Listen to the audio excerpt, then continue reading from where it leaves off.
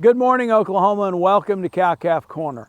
Our topic this week is the topic of advocating for our industry. We live in an interesting time in 2024. There's less than 2% of our population that is actually in production agriculture, which means over 98% of our population, it's easy for them to lose track of where food actually comes from.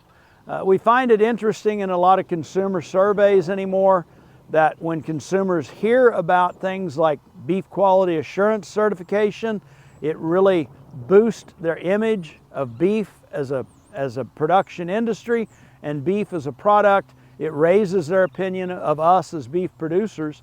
And I think the message here is that we want to be willing to share our story because there's a lot of the consuming public that would like to get a better feel for where food actually comes from. We have become to some extent a victim of our own efficiency. Production agriculture has proven to be very sustainable. We became very efficient. The typical American farmer or rancher now accounts for feeding about 160 people. So how do we go about being an advocate for our industry? Well, aside from sharing your story, I would encourage producers to get involved. Whether it is your county or your state or your National Cattlemen's Beef Association, join those associations, get involved is one means of doing that.